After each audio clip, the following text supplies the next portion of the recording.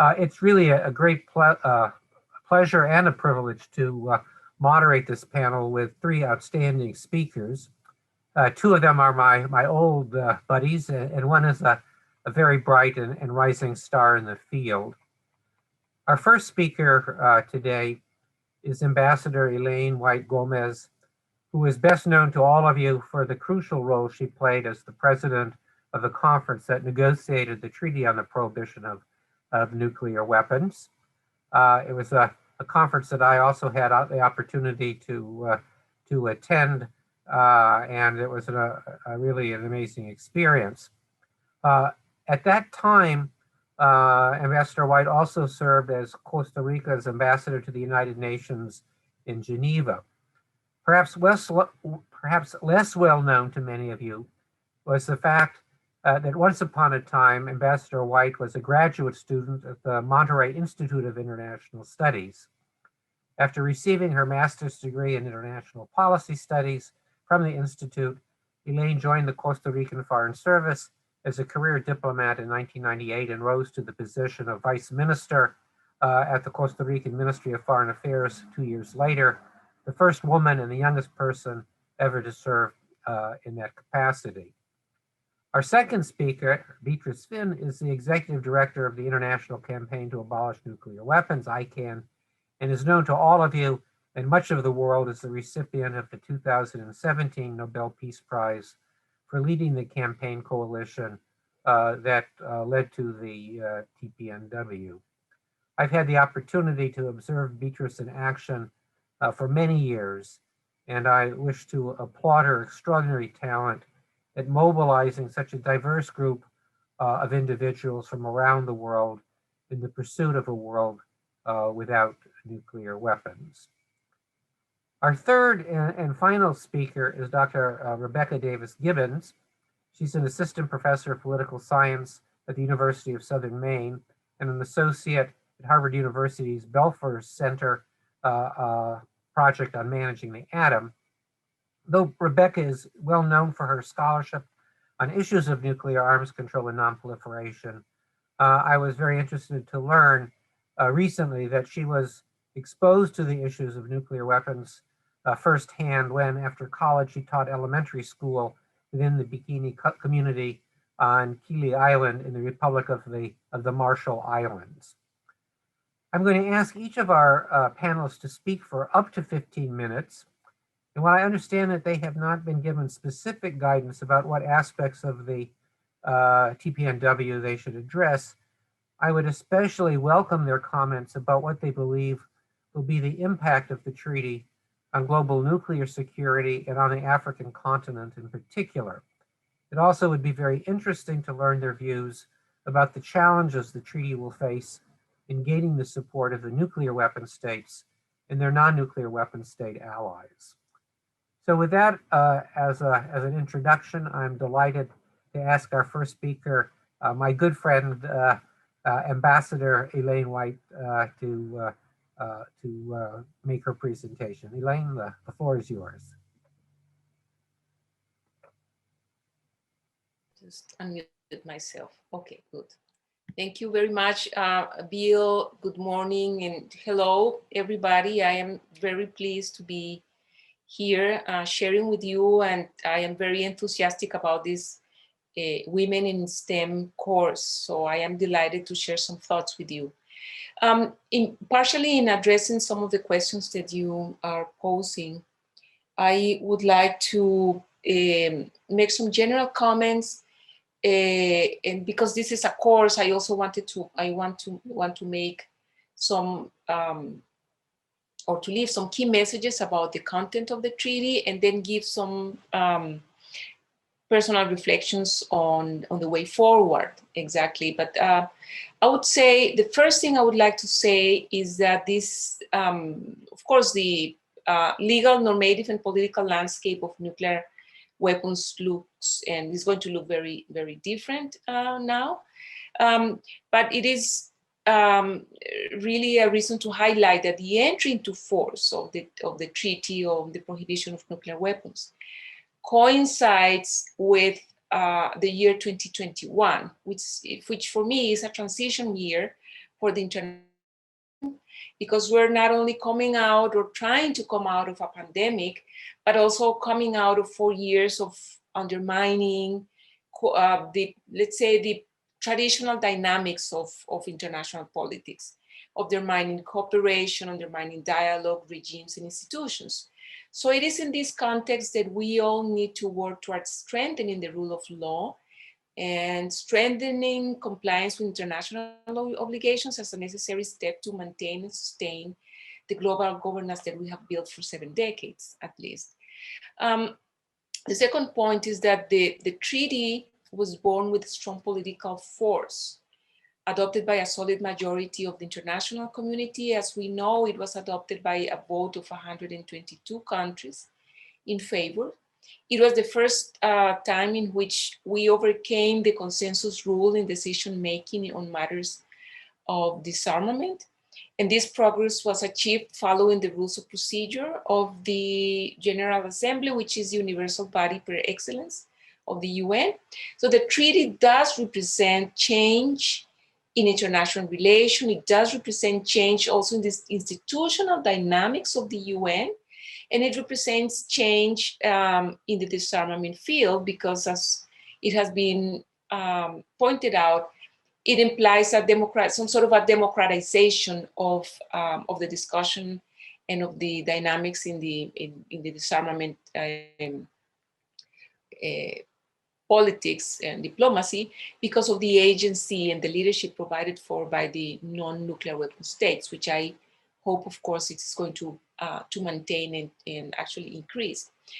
Third point is that the treaty is a regime that has been promoted by responsible states that are in good standing with non-proliferation obligations, that are concerned with upholding the international rule of law across the board, and to strengthen the culture of compliance with legal obligations all through the architecture. So most of the countries, especially those ratifying states, we are already in compliance with NPT, CTBT obligations, AIES safeguards, and of course the legal obligations of deriving from the nuclear weapon-free zone treaties themselves. So the TPNW comes to reinforce those legal obligations that were previously acquired in a good array of international treaties. Last, the other point I want to make, it deals with the dynamics. The treaty, we can say that there is a before and after international relations. The treaty is a good reflection of international relations of the 21st century in terms of the participation and inclusion in the overall process. And in the negotiation, we saw not only participation of countries from the South and women and victims and scholars, that also represented a good participation of views, inclusion, and diversity. And of course, I need to highlight the role of women, because not only the institutional role, leadership role, the president of the conference was a woman, also the representation of the secretariat, the High Representative of Disarmament Affairs, Ms. Izumi Nakamitsu, also a woman. The coordinators and leaders of civil society, here is Beatrice, also with us, we women, many representatives of Iwakusha and victims of nuclear testings, women. And many delegations had women as the head of delegation, and many vocal delegates in the room were also women. So because of this course that you are undertaking, I find it a very useful comment to call your attention on this aspect of wide participation, inclusion, and the role and leadership of women. So this treaty is a good representation of all. Let me make some comments about the treaty provisions. First of all, the treaty represents a new conceptualization to address nuclear weapons, thoroughly developed in the preambular section, which builds the link with the approach of the humanitarian impact of nuclear weapons. This is one of the main characteristics, but also the main contributions of this treaty to the international community, and I would say to humanity. There was long overdue, which is to change this historic conceptual framework that has been used to address nuclear weapons existence, use, and testing, the targeting of cities, and all the dimensions of nuclear deterrence that are discussed with no consideration or few or no consideration of the impact they have on human beings and the environment. I said that it is long overdue because many other fields, many other policy fields were already imprinted with the tendency to put human being at the center, human beings and the environment at the center, already at the beginning of the 90s. And it was advanced with the end of the Cold War. So first field to be impacted with this tendency was the field of development that went from considering development as in the measures of economic output to consider all the determinants of human and sustainable development. But also this trend was also present in the disarmament field, as we saw the humanitarian disarmament treaties such as landmines and cluster munitions. But I say also that it was also present in the disarmament field when the CTBT and the Chemical Weapons Convention were adopted following the good atmosphere of the end of the Cold War. The treaty also builds the link with other bodies of international law, the UN Charter, international humanitarian law, international human rights law, and also even the international law of gender equality, as it highlights the disproportionate impact of ionized radiation on women and girls. Second point is the treaty has a clear, strong, and comprehensive prohibition, as developed in Article 1, that prohibits a wide range of activities related to nuclear weapons. States undertake never under any circumstances to develop, test, produce, manufacture, otherwise acquire, possess, stockpile nuclear weapons or other nuclear explosive devices. In addition, never to transfer such weapons or devices or allow them to be stationed, installed, or deployed in their territory or any place under their jurisdiction and control. And lastly, the norm prohibits both the use and or to threaten to use nuclear weapons, which lies at the core of nuclear deterrence. Third point, the treaty has a path for the future elimination of nuclear weapons. It is not an agreement on elimination. It is a prohibition treaty with a path for future elimination. The mandate provided by the General Assembly was to negotiate a prohibition treaty that included some pathways towards the complete elimination of nuclear arsenals. A provision that would allow nuclear weapon states to accede to the treaty, undertake their disarmament processes bound by the treaty's obligations. Those obligations would imply first removing nuclear weapons immediately out of operational status and destroy them as soon as possible in a time frame to be determined by the first meeting of state parties.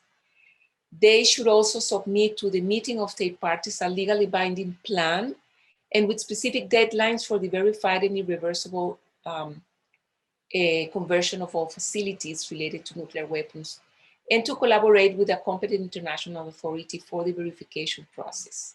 So those provisions are developed in Articles 2 to 4.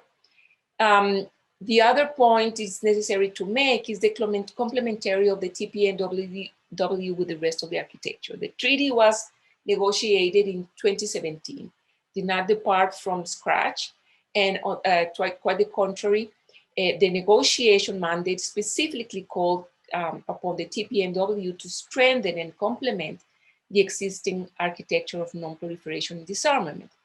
And this was achieved by several means. First, the TPNW departs from the reaffirmation and the link to the role of the NPT as the cornerstone of the nuclear disarmament and non-proliferation regime, and also recognizes the CTBT and the nuclear weapon-free zone treaties. And the second place, the delegations took special care to ensure that the provisions of the new treaty reinforce, complement, build upon, or refer to provisions of the NPT and the CTBT. Let me cite some examples. Article 1 reinforces the non-proliferation norm of the NPT, as well as the norm against nuclear testing. Article 4, by providing an avenue for nuclear armed states to meet their disarmament obligations, it also a way in which states can implement Article 6 of the NPT. Article 3 requires all parties to the treaty to adopt safeguards overseen by the International Atomic Energy Agency. So it completely builds upon the AIA safeguard system. The states should maintain at least the current safeguards obligations, which for the majority of states would imply even the additional protocol. But for those states parties that do not have any safeguards agreements or are not party to the NPT, the minimum requirement would be the comprehensive safeguards agreement without prejudice to additional instruments to be adopted in the future. So the Prohibition Treaty reinforces and builds upon the already existing architecture. The other point regarding the institutional structure, it has what I call an enhanced institutional structure to keep on developing the regime, as it grants the meeting of state parties the possibility to develop instruments or protocols on measures for the verified, time-bound, and irreversible elimination of nuclear weapon programs, including additional protocols to the treaty, and to continue making decisions on components of the treaty that will need further development, such as the definition of a secretariat, treaty bodies, to help with treaty implementations, or the identification or creation of the competent international authority to develop negotiation and verification functions. In terms of national implementation, Articles 5 and 12 state that parties should undertake appropriate measures at the domestic level, both legal and administrative, including the imposition of penal sanctions to prevent and suppress any of the prohibited activities to develop within the jurisdiction of a state party. In addition, all parties should engage with states not party to the treaty to sign, ratify, accept, approve, or accede to the treaty with the goal of universal adherence. Positive obligation is very important to mention those. Articles 6 and 7 develop provisions on assistance to victims and environmental remediation of contaminated environments, which are congruent with other international humanitarian human rights law mechanisms and with accordance with the principle of state sovereignty. The primary responsibility and for aiding victims and remediating contaminated environments fall on the states affected. Article 7.6 asserts that states joining the treaty that have used or tested nuclear weapons have a responsibility to provide adequate assistance to affected parties for the purpose of victim assistance and environmental remediation.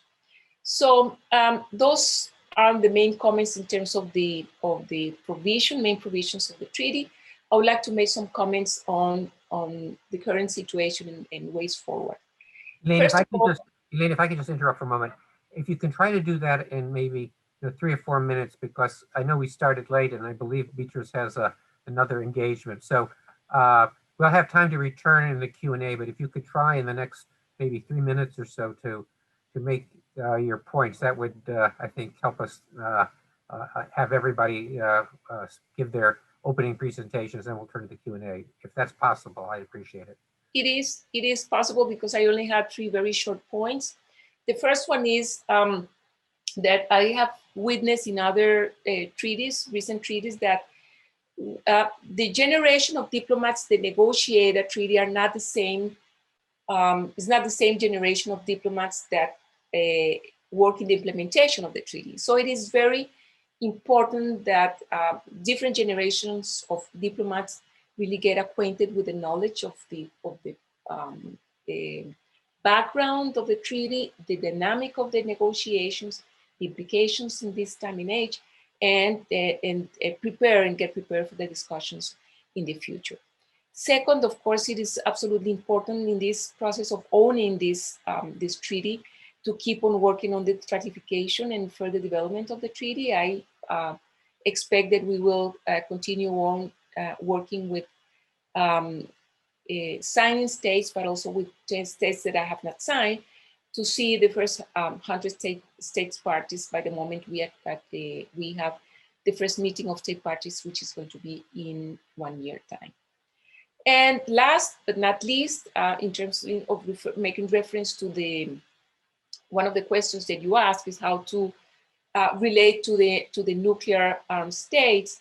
I think it is absolutely important that, I mean, although this has not been the approach that has been followed in the past, I think the main aspect that needs to be seen also on the part of the nuclear weapon states is that the countries, first, the ones that have promoted this progress in nuclear disarmament, but also the countries that have signed and ratified the treaty, reinforce and further locking in their disarmament obligations and non-proliferation obligations. So it is actually, the treaty is good news and is a positive sign of the commitment of the countries with nuclear disarmament and nuclear non-proliferation. I will stop there and I will be. Thank you so much, Elayne. Beatrice, I'm pleased to give you the floor. It's good to see you, and look forward to your remarks. Thank you very much, Bill. And I have a little bit more extra time, maybe 5 minutes extra at the end, so I hope to be able to take some questions as well. Yeah, thank you so much. It's really nice to be here, and really great to be with Elayne and Rebecca as well. And I think that Elayne already touched upon some of the very sort of what's in the treaty and the technical stuff. So I think I'll skip through those. And just first start by saying that this has really been a groundbreaking moment, right? When the treaty entered into force last week.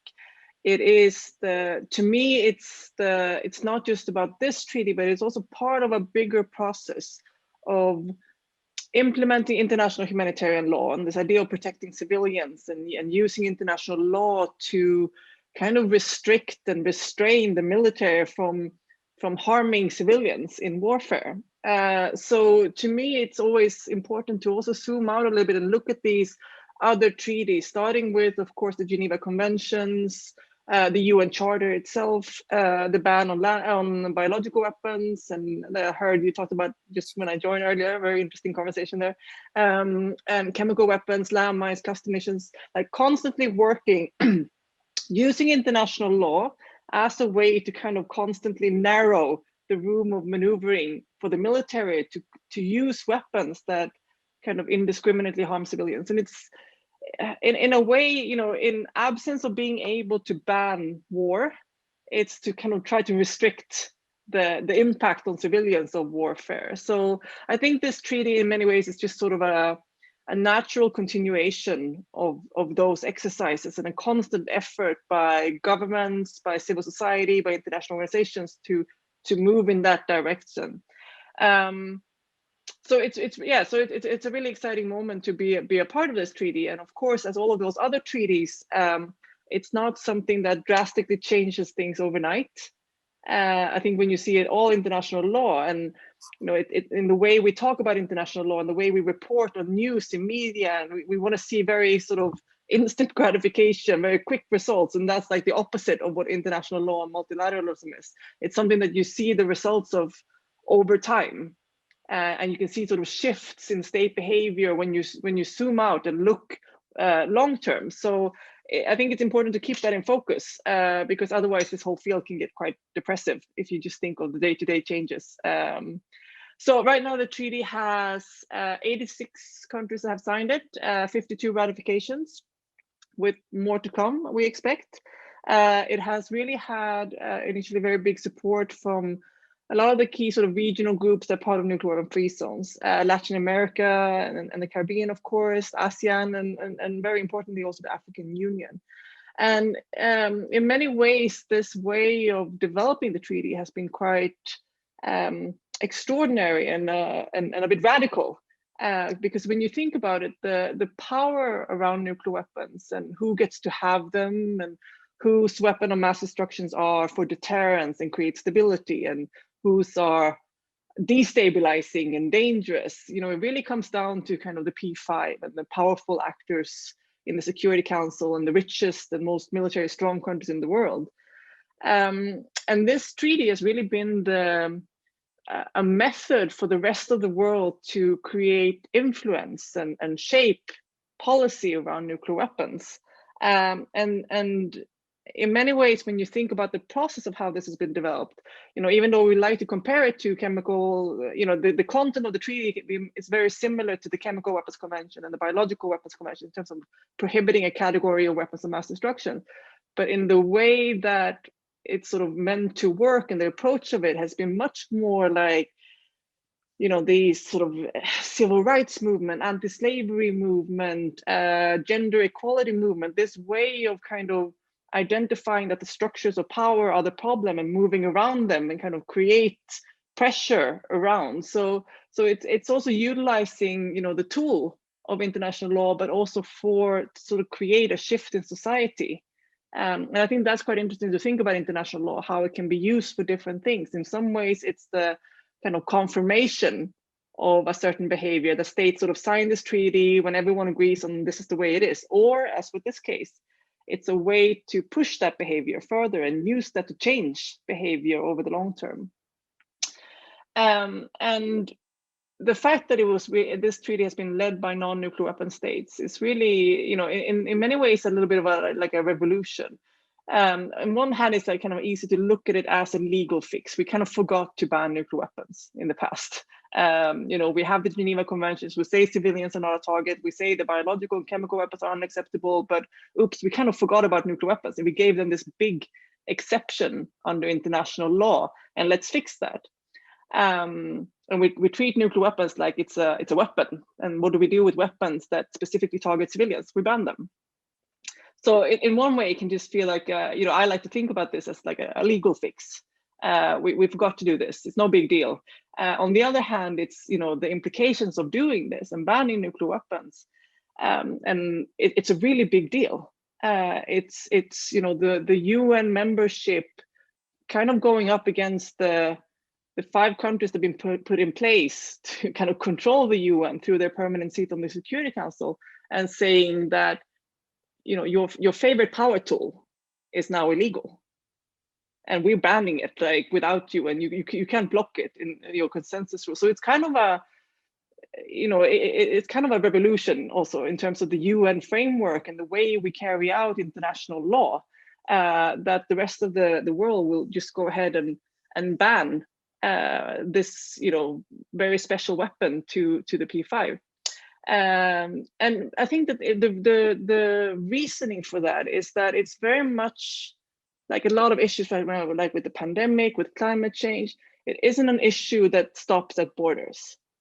And nuclear weapons and the threat of nuclear weapons is not an issue that concerns only the P5, only the nuclear armed states, or only the, you know, the nuclear arms and the nuclear umbrella countries, for example. It really is an issue that impacts all countries, because it's everyone at stake here. And who really gave them this power that they could decide whether or not I live.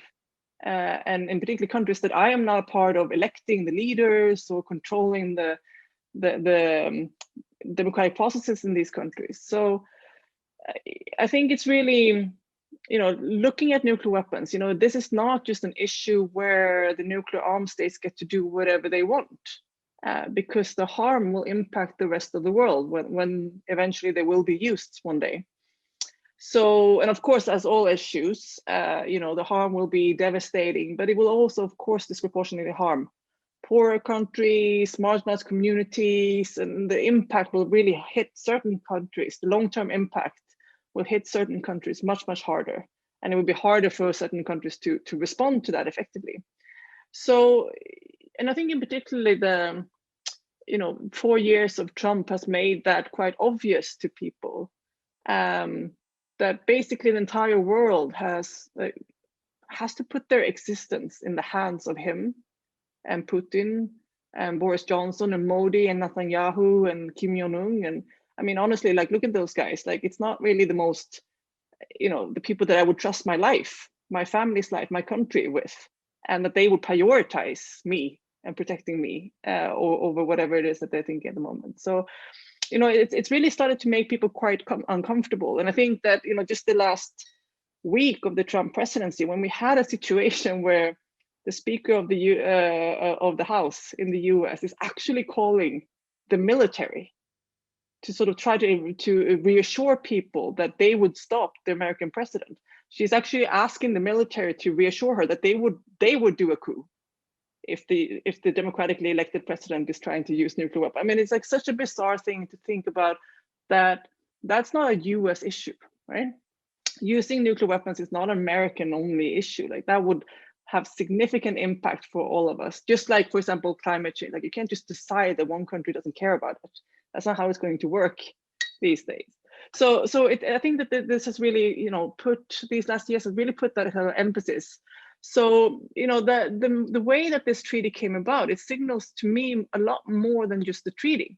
And it's really part of a kind of shifting way of conducting international affairs as well, and in multilateralism, that parts of other regions in the world are rising up and demanding a voice, that this is not just an issue for you. We have a stake in this, and we have a voice, and we can take action, and we can influence and shape things.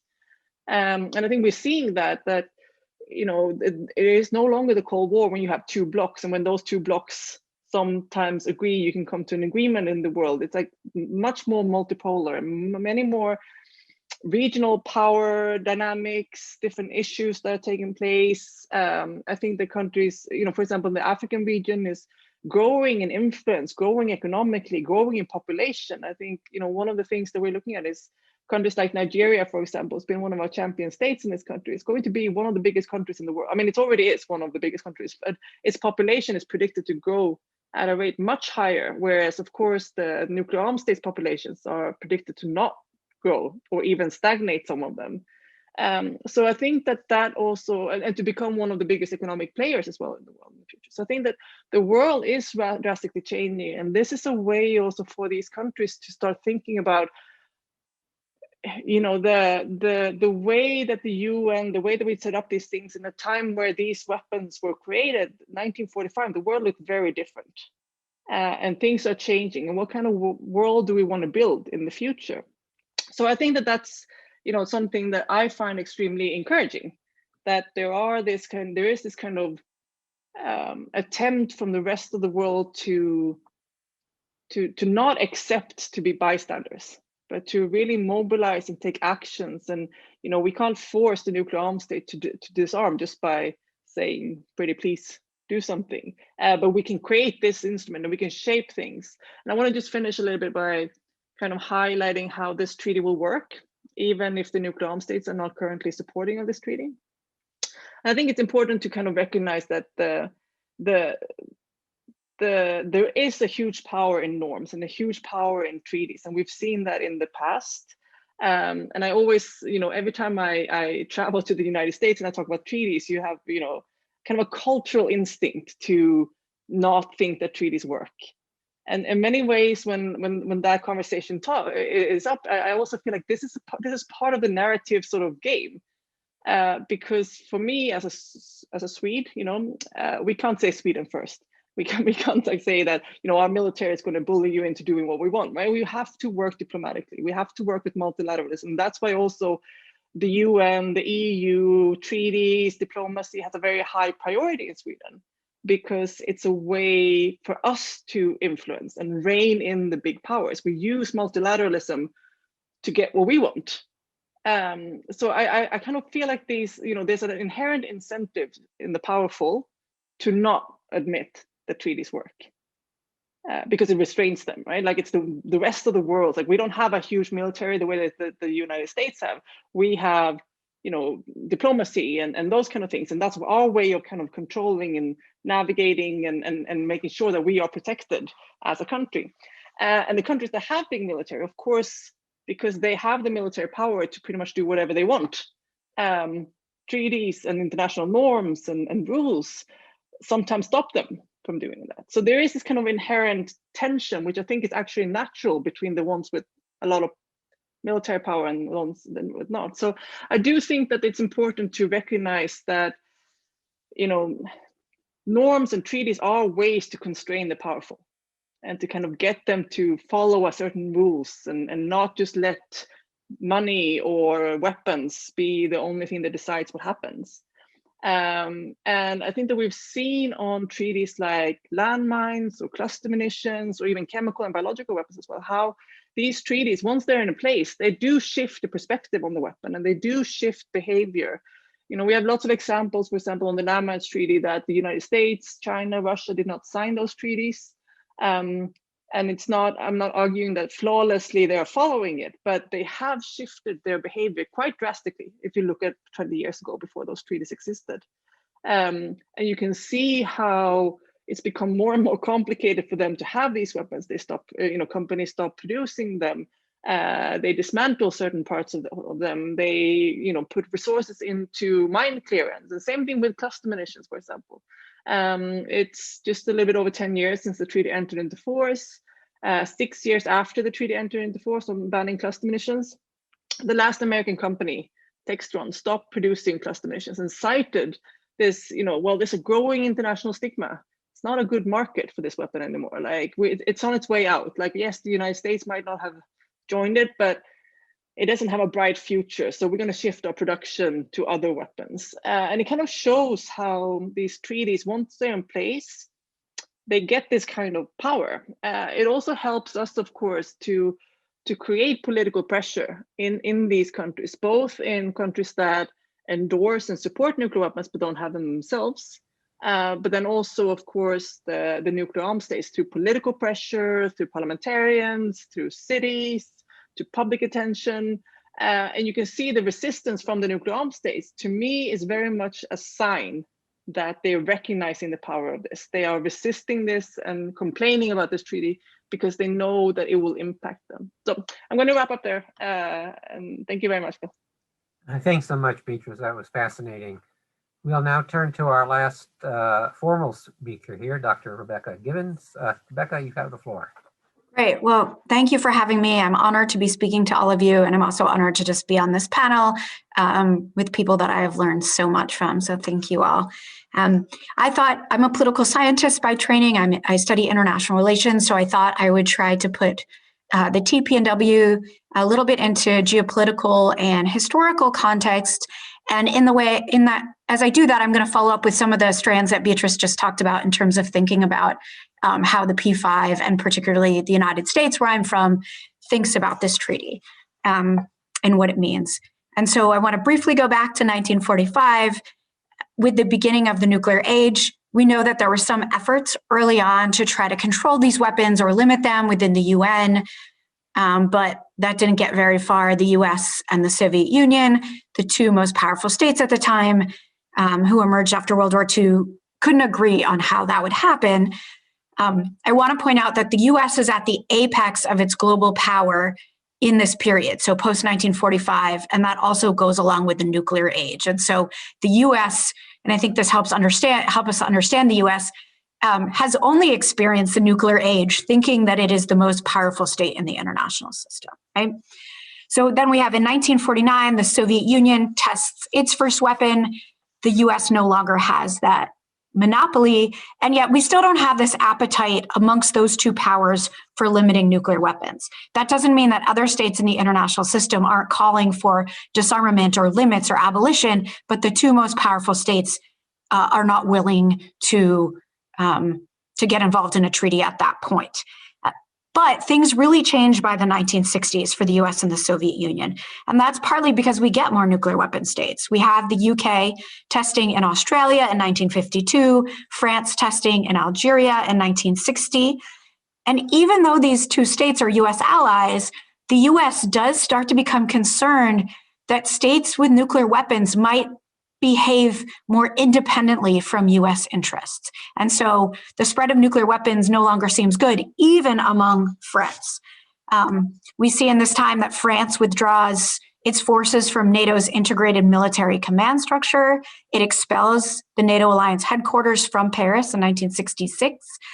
And then similarly on the Soviet side, we see Soviet concern about the Chinese getting nuclear weapons, and Beijing tested its first weapon in 1962. And I think we can't talk about the 1960s and concern about nuclear weapons without mentioning the Cuban Missile Crisis. And I think that was also important.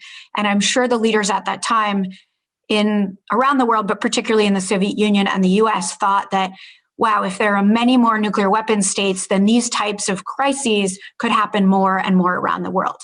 And so it's in this context in the 1960s where the two superpowers decide that they will begin negotiating the Treaty on the Non-Proliferation of Nuclear Weapons, the NPT. And so while we know that the two superpowers did consult with other states, with their allies, with the other members of the 18-nation Committee on Disarmament, which did include Ethiopia and Nigeria, that it was largely drafted in the interest of those powers.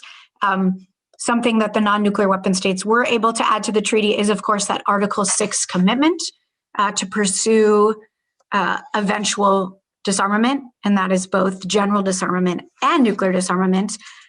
But by and large, this is a strategic treaty for the superpowers, right? So they did not negotiate this treaty primarily out of humanitarian or altruistic concerns, but out of strategic reasons, right? They wanted to prevent the emergence of other nuclear weapons states. And so these two powers, and I'd say particularly the US, have been the dominant champions of the nuclear non-proliferation norm, and also of a norm in the NPT, which says that 5 states are allowed to have nuclear weapons, right? Those states that had tested by January 1st, 1967, and no one else can have them. And so that's also a norm that's enshrined in that agreement. And so even though today we talk about 3 pillars in the NPT, non-proliferation, disarmament, and peaceful uses, I would argue that for the US, and I don't think it's controversial to say in any way, that for the US, non-proliferation has always been paramount of those 3 pillars. And so we saw during the Cold War that despite making that Article 6 commitment, besides ratifying by ratifying the NPT, the two superpowers would go on to have over 70,000 nuclear weapons by 1986. And we know that many of those weapons are much more powerful, much more destructive than the weapons that were dropped on Hiroshima and Nagasaki. So just thinking of it in terms of 70,000 isn't as meaningful as thinking about the destructive potential of all of those weapons. So then we come to the end of the Cold War, and now there's greater expectation and greater pressure. Maybe now is the time that those superpowers will start to live up to their Article 6 commitments. And I think it's really interesting that 2 of the 5 official nuclear weapon states in the NPT, France and China, decide to join the treaty in this point, right? So they joined the treaty in the early 1990s. And I've often wondered if part of the rationale for their joining, and there's many reasons they joined, but part of the rationale or reason they were comfortable to at this point was because they saw that the Soviet Union, the UK, and the US were not disarming. And so they thought it's comfortable for us maybe to keep these nuclear weapons and still join this treaty. And so I see the post-Cold War period as a time of raised hopes for disarmament and then dashed hopes for disarmament. And I think that is best understood or maybe best represented in the 2005 NPT Review Conference. That was a conference in which, in the US, the George W. Bush administration was in power, and that administration decided to not commit or to recommit to some of the commitments that had been made in the year 2000 when President Clinton was the president.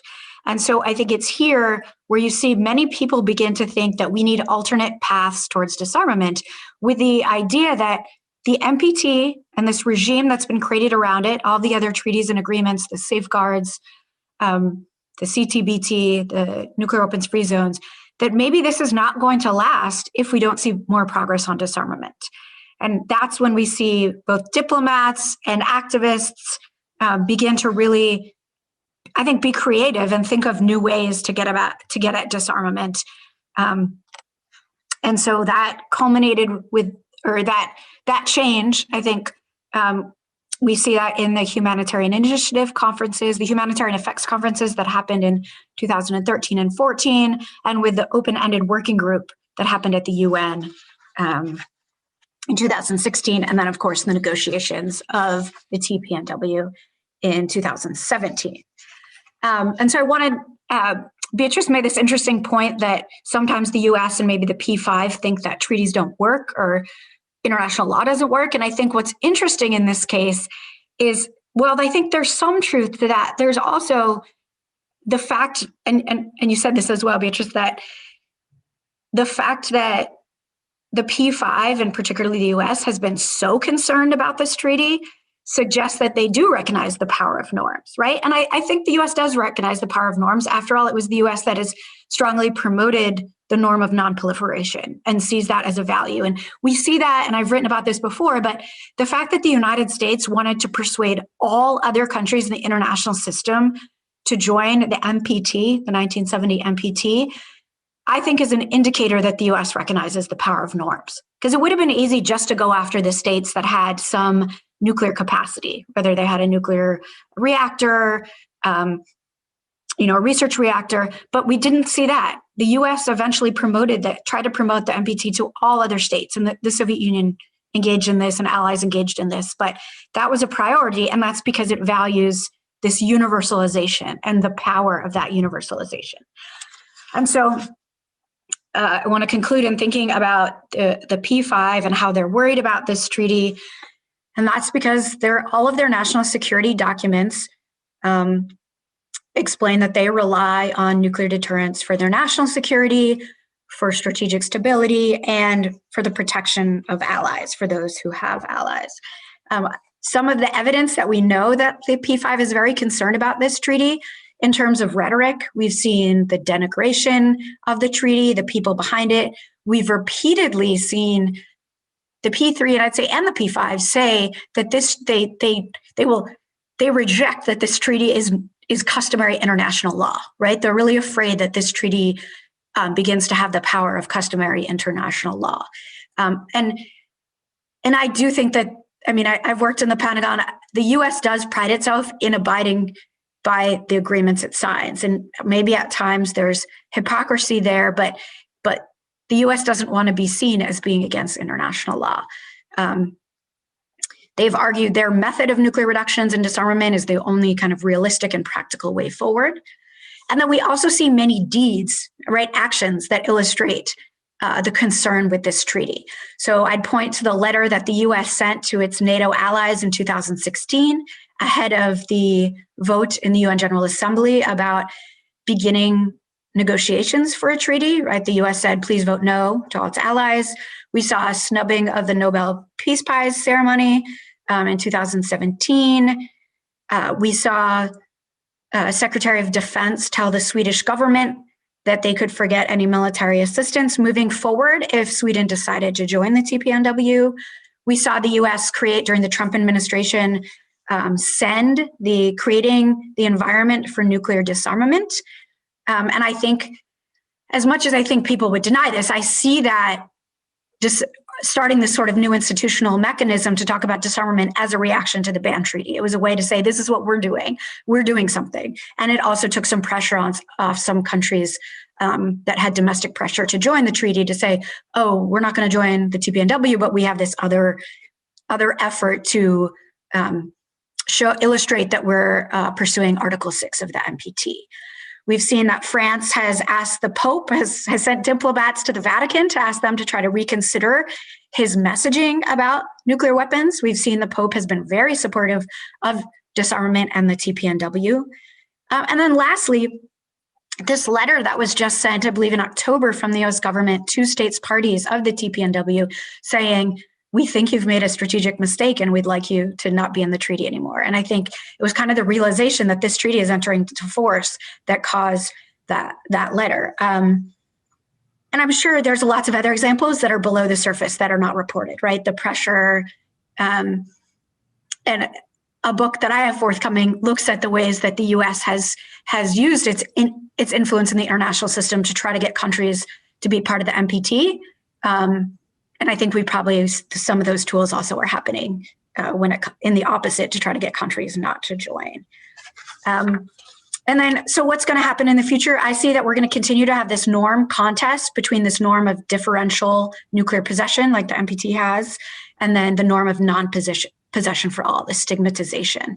But I'm really interested in what both other panelists talked about, is that we're seeing this change in the international system, this, whether you want to call it a democratization, this recognition that nuclear weapons don't respect borders, and that nuclear weapons have already affected many states that are not nuclear weapon states, right? All the states that have been affected by nuclear testing, uranium mining, radiation going into other, airspace of other countries.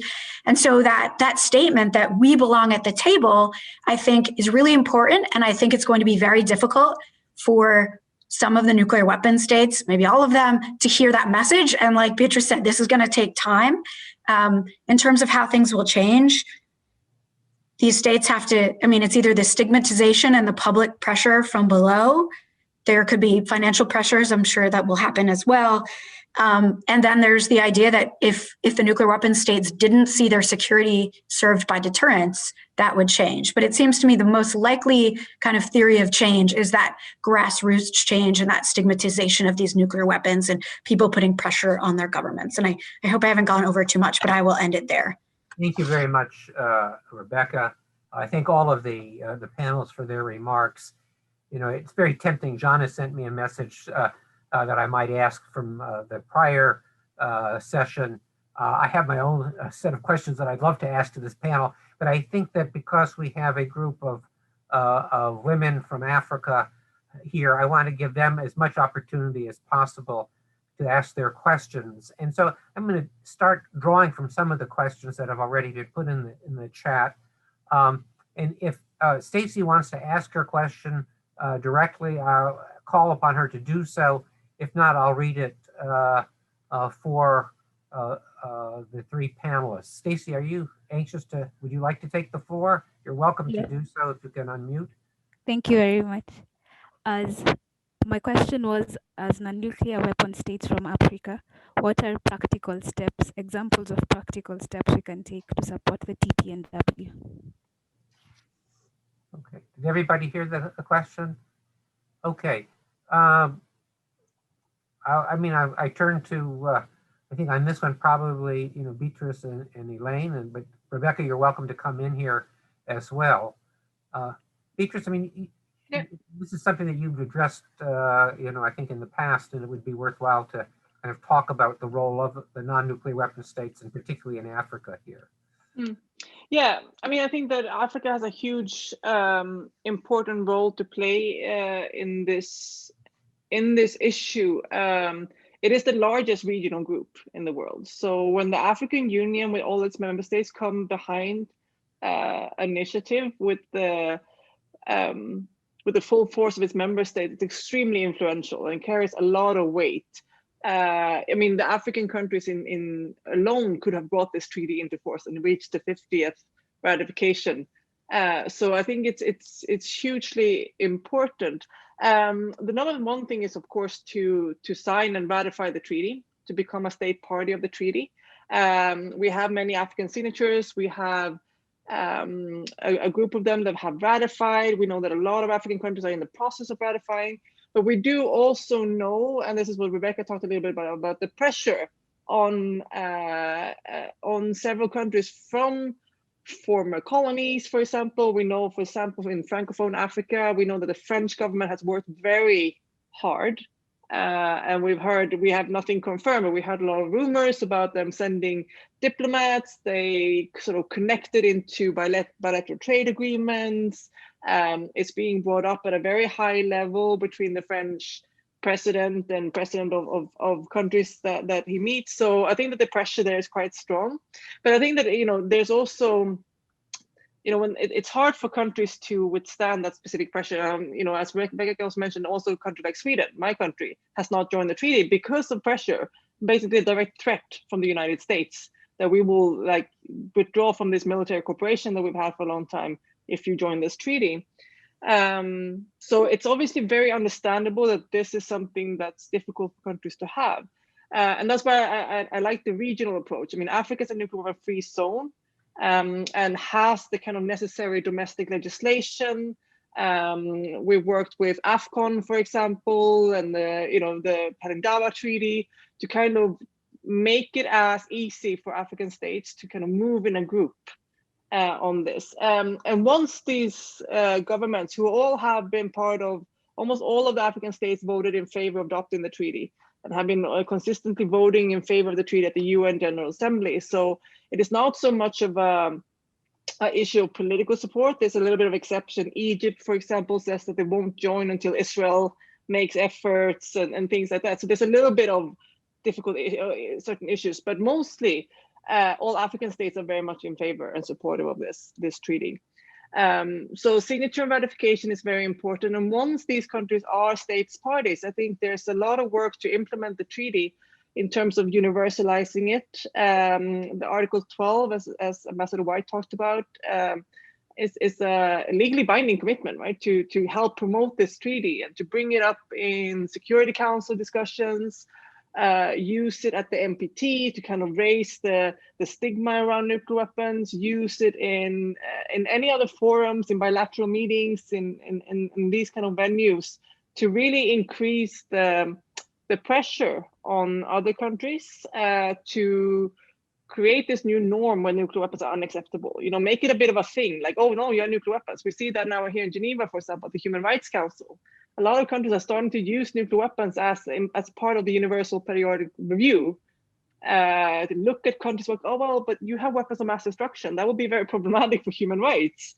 So there are all these creative ways that governments can use these things, and I think that's really, really important. And also, I mean, I think the most important thing is also that to speak out on this and to have a clear position.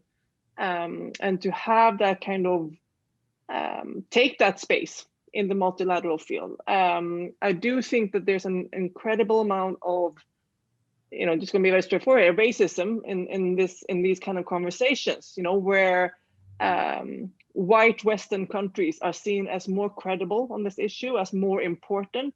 We had some comments, for example, from certain delegations that were not part of the negotiations that questions the text.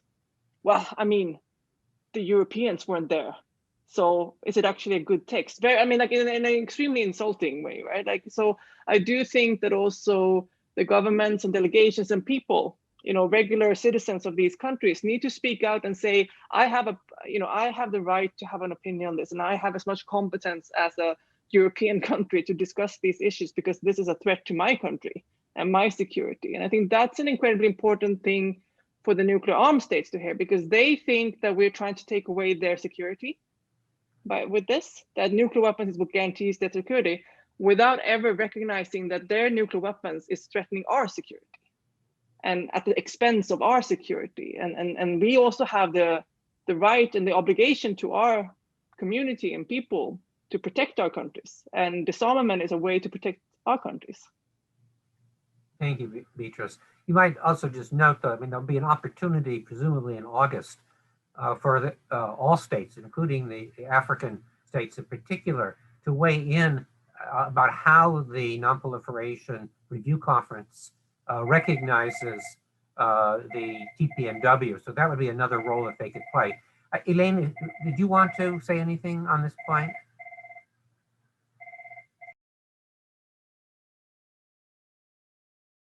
You're muted, Elayne. You're muted. Okay. Now, yes, I would like to touch upon three aspects.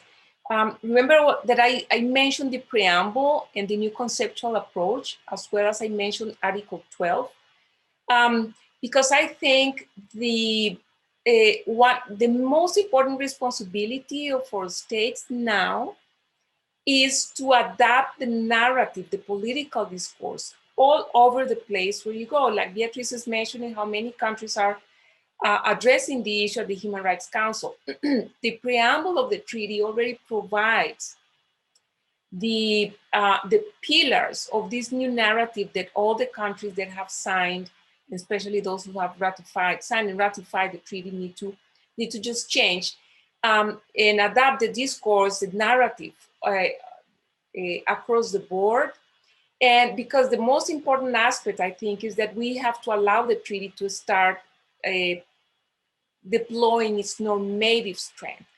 And we do that by changing the mindset, And of course, at the same time, I mentioned Article 12 because it is a legal obligation from our countries to start doing that. And the other aspect that I want to mention is the issue of the regional approach. This is very interesting. I studied international relations, but also regional integration. And I am, while serving at the UN, I came to reflect on how you develop norms and standards at the international, the global level, but a very good implementation always starts with regional cooperation. So it is very important in all aspects. I have seen that, but I think with the TPNW and nuclear disarmament as well, we have an advantage, but also it is a challenge because like Latin America and Africa, we dealt with nuclear weapons a long time ago. We just forsake and just prohibited, prescribed nuclear weapons. So the challenge we have now is that we have to avoid that the citizens feel disenfranchised or that they feel that that is a problem that needs to be addressed by other countries in other geographical areas. And to help create this awareness that the issue of nuclear weapons is as pervasive and as a threat to humanity as to everyday life, as climate change, even worse. So the challenge, I think, it is to continue on creating the awareness, but also to address this at the regional level as part of, I think, one of the most important aspects that happened during the negotiation process of the TPNW is that, for instance, the Latin American countries very early on came together and established a political line behind the Prohibition Treaty. And it was such a wonderful boost to the humanitarian pledge presented by Austria that all the region came together, all the LAC region came together to support the idea. So we have to keep on owning this process. And this is why I talk about the generations of diplomats. We just have to keep the next generation of diplomats as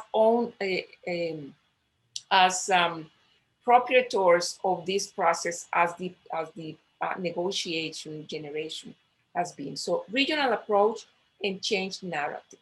Thank you, Elayne. I have another question here.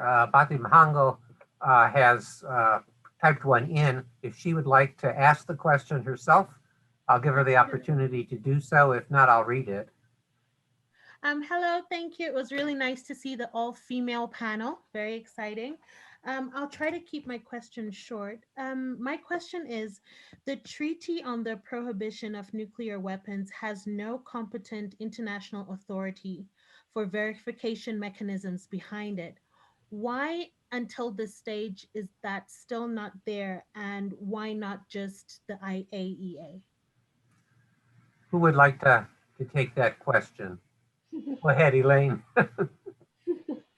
Yes, because it also pertains, it touches upon the dynamics of the negotiations. The first thing is that we would have, there is a nuance in that question that needs to be addressed.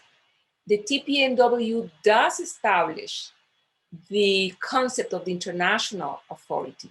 It has not identified which international authority is going to play that role. But the legal, this is very important because the treaty does establish the legal concept and the role for that international authority. And the reason why we were not able to go on identifying, for instance, if it was the AIEA, is because the AIEA was not present in the negotiations. And they were not present because there was not they were not allowed by the nuclear weapon states to attend the negotiations. And I heard at some point, because I met with everybody, even with the countries that were not attending the negotiations, I met with them.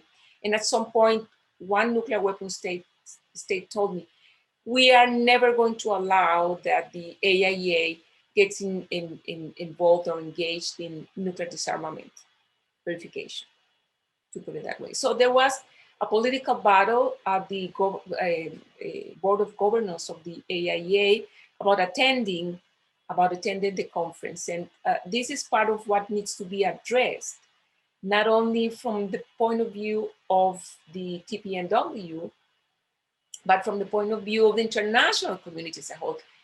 Nuclear disarmament verification. We have not seen international human disarmament verification. It has only been bilateral, right? But international human disarmament verification, transparent mechanism, is a global public good. And then we need to address how we fill that gap. Because we need to, I mean, the whole international community, every country has the right to know. Of course, we believe that the US and the former Soviet Union did reduce their arsenals. But we have a right to know. We have a right to have access to transparent system of information. And that is something that needs to be taken on board as part of the agenda of the international community. So there are aspects that cannot be identified at the moment, and they were left for the later stage.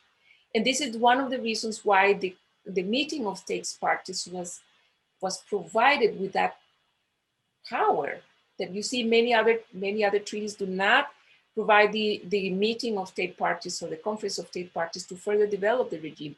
We did that with the TPNW. And let me tell you something. This is not only a trend, a characteristic of the TPNW.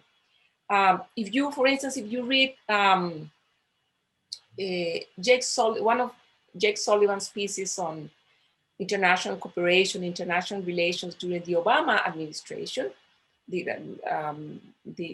who is the current national security advisor, he praises the model of the Paris Agreement, which is a model that is more flexible, that establishes legal obligations. Of course, legal obligations are permanent, but creates possibilities for the regime to further develop and adapt to changing circumstances so that countries can keep up with their obligations. For instance, the way in which national determined contributions, the NDCs, were crafted in a process of in a platform of increased transparency and increased how can we say, competition, they say. It is a new approach in which we combine legal obligations and policy instruments. And that is part of what was captured, I think, by the TPNW. And it was, of course, my take at the beginning, because I had followed also the model of the Paris Agreement. It was part of my take in the negotiations, to be able to be very clear in the legal obligations and to leave some room of flexibility for the regime to keep on developing new mechanisms. Thank you very much, Elayne. Rebecca, do you have anything you would like to bring in on any of the earlier two questions? I want to give you a chance to No, I'm fine. I thought they were the best people to answer those questions, so we can go on to other questions. Let me ask a question to you on a relatively recent development here, and that it has to do with the role of political groupings in the process, both in the NPT context and beyond. And as some of you may know, the Russian Federation has now formally sought to join the non-aligned movement as an observer state. It's been endorsed by the working group in New York, and presumably, given the fact that Azerbaijan chairs the NAM, will be blessed in advance of the NPT review conference. I don't want to get into a large discussion of why this happened, but it may both present opportunities for the non-nuclear weapon states who are the dominant parties within the non-aligned movement to impact upon the Russian position. On the other hand, it also has the potential to perhaps undermine the role of NAM in the NPT process. And so I'm kind of curious if, Rebecca, who's talked about the P5, Beatrice and Elayne have anything to observe here. I mean, it is quite interesting if in fact this transpires, the non-aligned movement will actually have more nuclear weapons possessors than any other political grouping. And so I'm not sure exactly how this will impact the TPNW and the NPT, but at least it's, I think, an interesting new dynamic. And I wonder if any of you have any thoughts on that matter. Sure. I mean, with that development, I think of it as Russia is looking for another avenue in which to try to undermine, maybe it's too strong a word, but the United States. I mean, the non-aligned movement has, since the end of the Cold War, has been a grouping that has often been in the UN, has had disagreements over policy with the United States. And whereas the Soviet Union and the US used to cooperate on non-proliferation, I think since the end of the Cold War, we had kind of a nice period in the 90s. We were able to get the additional protocol negotiated. But I think we're really seeing kind of a divergence of the US and Russia in terms of leadership of the non-proliferation regime. And the US isn't guiltless in that, of course, leaving the Iran deal was not helpful. But yeah, I see it as I mean, maybe I'm being a narrow-minded American, but I see it as partly aimed at undermining the US. And I think we saw in the past that China, of the P5, China has probably been the least critical of the non-aligned movement and went along with, like during the Cold War, called the NPT basically a treaty to allow the superpowers to dominate the international system. And so it seems like Russia is now also stepping into that role of using it as a way to critique those in power. But I'd love to hear what other people think about that. Let me see if Beatrice wants to respond, and then we'll have one more question from, one or two more questions from the audience, and then we'll conclude. So Beatrice, do you have anything you'd like to volunteer? Yeah. Actually, I hadn't heard this. So this is news to me. But I kind of share Rebecca's instinct of sort of, is this, I think that we've seen also how NAM in general has become, a venue where there's a lot of different kind of battles taking place and not easy for them to channel their force and channel their influence in one direction. So yeah, I don't, I have to think about that, but I wouldn't expect that it would lead to non-nuclear weapon states influencing Russia more, unfortunately. I mean, it could be, and that would be great in that case, but I don't know. It's skeptical. Okay, thanks. So I'm going to take two more. Oh, Elayne, you want to comment on that, please? Go ahead. Yes, just on a personal note, because I have no recollection of any official position. I was not aware of this. I would respond with two thoughts. The first is that the non-aligned movement is part of of the world of the 50s also, and is being submitted to pressure by the new forces of the 21st century. And I am not sure this is a good thing if it were to consolidate. And in that case, we think that we are seeing so many years of mistrust, non-cooperation, non-dialogue between the nuclear states, that from my point of view, the international community needs more of that. We need more cooperation among them. We need more transparency, more, just more cooperation. And I don't think it is a good thing just to try to substitute that lack of dialogue among the, the top tier of global politics with North-South, to put it that way. Thank you. Yeah. Thank you. So I'm going to kind of conclude our questions with two more individuals. Let the panelists respond as they wish. And then I think we can migrate, if people want to, into the virtual lounge here. So we have a question from Rose and we have a question from Masako. I can read them, or if Rose, if you want to ask your question, please do. And Masako also, if you want to ask, you both have the opportunity to speak now.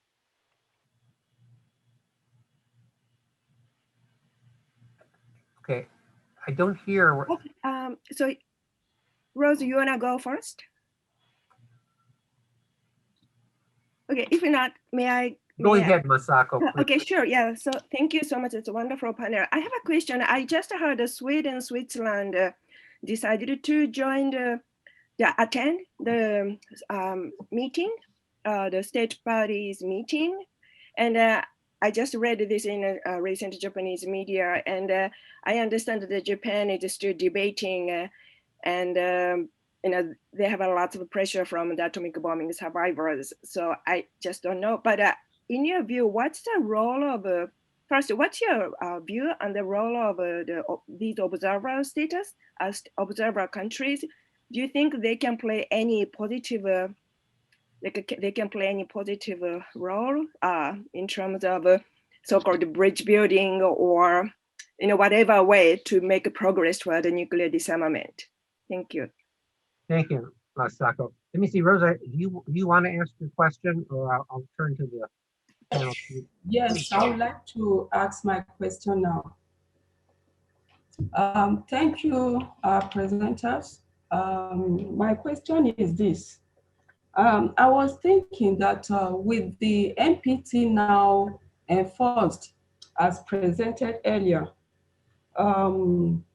does it mean that all nations will now embrace the application of nuclear materials and devices for good reasons, and are you thinking that there will be reduction in terrorist attack on the nation? Thank you. Okay, thank you, Rose. So let me maybe we'll go in. Beatrice, you were the one who I thought needed to leave first, but yeah, if you I want to can go go first, quickly, yeah. I'll give it to Rebecca, and we'll conclude with Elayne then. Go ahead, please. Yeah. Yeah, and just in terms of this last question on nuclear energy, I mean, the treaty does state very clearly that nothing in this treaty prohibits nuclear energy. So all states parties are still allowed to utilize nuclear energy, like in the NPT. I mean, some countries choose not to, like Austria, for example, which is a very strong policy against nuclear energy as well. But that is still sort of the case, similarly as the NPT, that the peaceful use of nuclear energy is allowed. And if that's going to, we have fortunately not seen any terrorist attacks with radioactive materials or nuclear terrorism. So hopefully these kind of stronger norms against nuclear weapons and against proliferation of nuclear weapons will also help us prevent that in the future as well. In terms of Masako's question about observer status, yes, I expect that there will be quite a lot of observers actually at the first meeting of states parties. States that have signed the treaty but not yet ratified will be observers until they full states parties.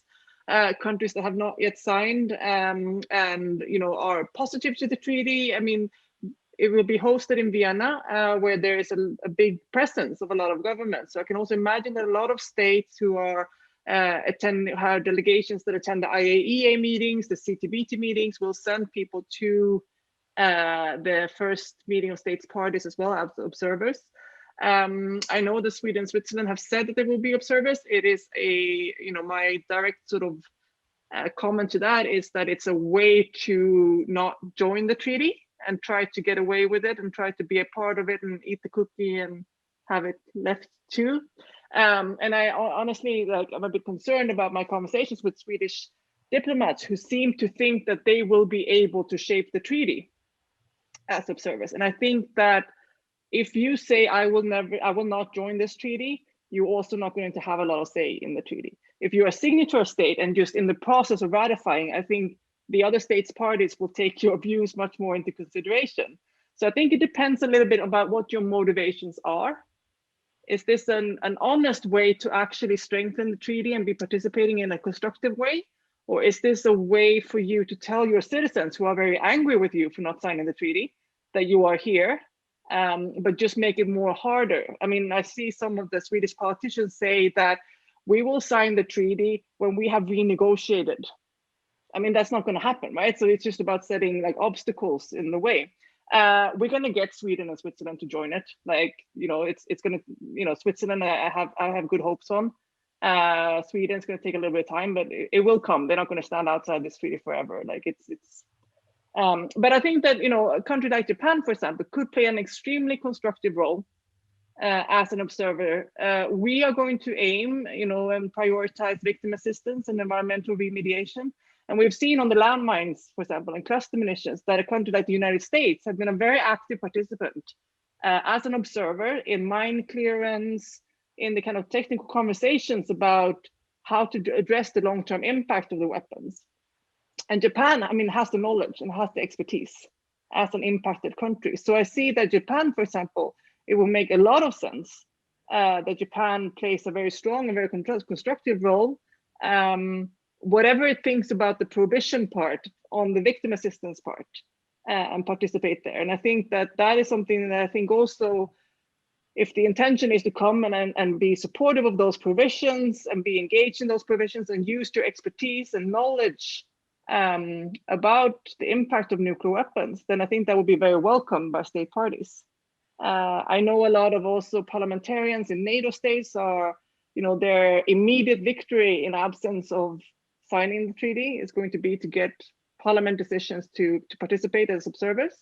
I mean, we got that in the negotiations when Netherlands was part of it. And I see it's definitely possible.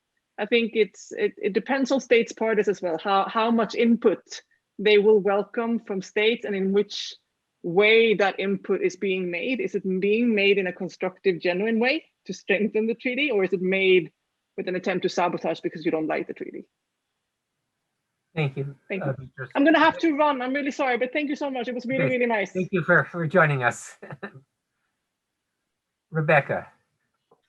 On the question about nuclear energy, that is, as you know, a very divisive issue where some countries are interested in pursuing and maintaining their nuclear energy, in part to reach their commitments under the Paris Climate Agreement and to reduce emissions. But even if we were to get rid of all the nuclear weapons, as long as we would still have some danger from nuclear material with civilian uses of nuclear energy, with nuclear waste and irradiated material. So nuclear security is still very important, even if we were in a zero nuclear weapons world. And then on observers, I mean, that I'm fascinated to see what happens with the observers. I would assume the P5 would not be observers. We've seen in the past that the P5 don't show up to things because they don't want to legitimize them. So, you know, the P5 did not go to Oslo in 2013. The UK and the US did finally go to the final humanitarian conference in Vienna, but again, didn't participate in the open-ended working group or in the negotiations. And I'm assuming that the nuclear weapon states will also be putting pressure on countries not to participate. I think that will be very difficult for Japan. What hopefully can happen is that some observers can come from, even if they're not official government observers, that there will be people there to potentially be constructive, even if they're not their official state representatives. Thank you, Rebecca. Elayne, we'll give you the last word here. Let me start. Well, I think on the issue of terrorism and nuclear materials, I think Rebecca already covered that very well. I would focus on the reflection about the first meeting of state parties. I believe that all states are going to be invited, and of course those that are not party to the treaty will be invited as well to attend as observers. I concur with Beatrice that there are going to be different motivations for different countries to attend, and that the most important thing that that state parties need to undertake is to focus on developing from now, developing the substantive part of the discussion. And this is important because there are many, I think there are many or some aspects of the criticism or of the position of the opponents of the treaty that will be left with no basis after the first meeting of state parties, honestly speaking. And so I think the most important task is for the state parties to avoid giving too much attention or too much discussion administrative and institutional aspects of the regime. I even think that one positive innovation is that some decisions regarding administrative aspects might be taken on a transitory basis, so that we are not, because I know how we diplomats work, and I know when it deals with money in a post-pandemic world, it's going to be very difficult to make decisions that imply resource allocation.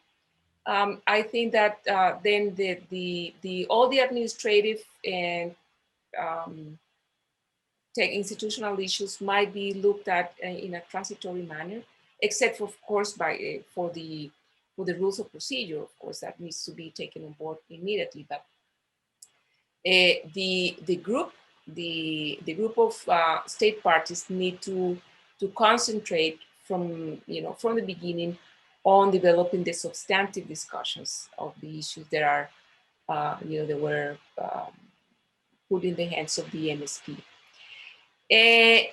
And to how this relates to the observers, I think to the extent that we are very well prepared on the part of the member states, and we have a very solid coalition of countries in the discussion of the substantive topics. We can avoid, let's say, challenges or countries trying to create fractures in the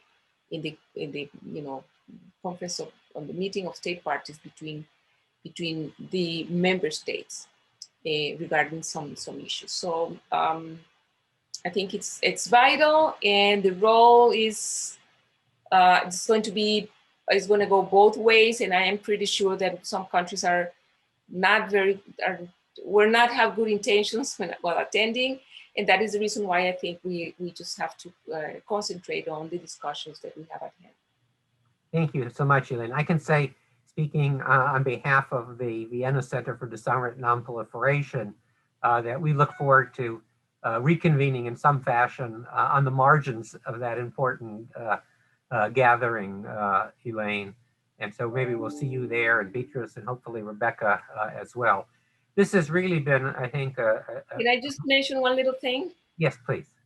I think something that is very important, this opens up a brilliant opportunity for experts, scholars, and think tanks to help inform the discussions, the technical discussions, substantive discussions from now on in this process of training and discussion and developing papers on different issues that are going to be discussed are, I think, a fundamental role and a very good and brilliant opportunity for the expert world. And of course, I see CNS and the Vienna Center taking a role there as well. Thank you so much, Elayne, and particularly since the Vienna Center operates in conjunction with the Austrian ministry, that would be a particularly good opportunity, I think, for us. I think this has really been a marvelous panel. I feel very honored to have had the opportunity to moderate this session. I I want to thank all of our panelists for their excellent presentations. I want to thank the participants for their excellent questions. And I want to thank the conference organizers for making this possible. Margarita, Jean, Hubert Foy, and also our sponsors, the Norwegian government, the MacArthur Foundation, and Carnegie Corporation of New York. So with that, unless anybody has anything that they would like to add, I'm prepared to kind of sign off now. I think there will be perhaps some gathering for those who wish to stay on in the virtual breakout lounge. But John or Margarita, or Hubert, unless you have anything further to say, I just want to again thank our panelists and look forward to seeing them all again in the not too distant future. Thank you, Bill. And also, let me also thank Elayne and Rebecca and absentia Beatrice for their participation. I really enjoyed it. The link to the virtual lounge has been posted. Just to again draw everyone's attention that we changed the link because there were some technical difficulties with the previous one. So you are invited, and Elayne and Rebecca, if you have time, please join us there too. To the virtual lounge where everyone will be seen, the cameras will be turned on, and there will kind of be an informal gathering of ideas and sharing of who people are and what they do. So with that, we bring today's session to an end, and I wish to thank everyone for your participation.